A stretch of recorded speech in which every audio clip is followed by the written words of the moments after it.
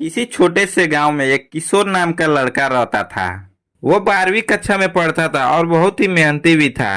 किशोर के परिवार बहुत ही गरीब था। उसके पिता एक दिहाड़ी का काम करते थे और माँ गांव में मिट्टी के बर्तन बनाकर बेचती थी। घर का खर्चा मुश्किल से चलता था, लेकिन किशोर के मन में एक बड़ा सपना था। वह इंजीनियर बनना चाहता था।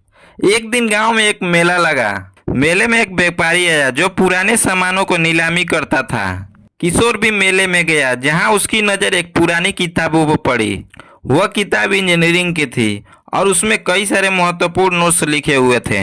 किताब की कीमत थी 200 रुपये, जो किशोर के पास नहीं थे। उसने व्यापारी से गुहार लगाई, मेरे पास पैसे नहीं है, लेकिन यह किताब मैं लेना चाहता हूँ, क्या कोई और तरीका है?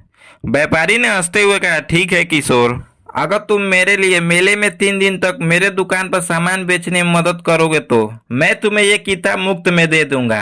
अमन ने तुरंत हाँ भरी। अमन ने 3 दिन तक मेले में मेहनत की। मेले के आखिरी दिन व्यापारी ने न सिर्फ किताब दी, बल्कि मेहनत के लिए 500 रुपया भी दिया और किशोर खुशी खुशी घर लौटा। उसने अपनी माँ को पैसे और किताब दिखाई। माँ ने पूछा, बेटा इन पैसों को क्या करेगा?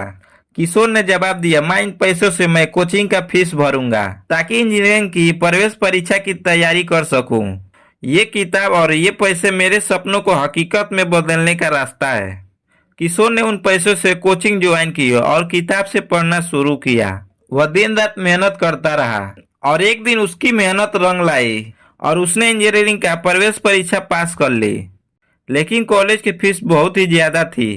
किशोर ने हिम्मत नहीं हारी। उसने गांव के स्कूलों में बच्चों को मुफ्त में पढ़ाना शुरू किया और अपनी पढ़ाई के लिए पैसे जोड़े। उसने गांव के लोगों से भी मदद मांगी और कई लोग उसकी मेहनत देखकर आगे आए। कुछ साल बाद किशोर एक सफल इंजीनियर बना। उसने अपनी कमाई से न सिर्फ अपने परिवार की जिंदगी बेहतर की, बल्कि गांव में एक छोटा सा स्कूल भी खोला, जहां गरीब बच्चे मुफ्त में पढ़ सके। एक दिन वह उसी मेले में गया जहां उसने व्यापारी को ढूंढा और उससे धन्यवाद भी कहा।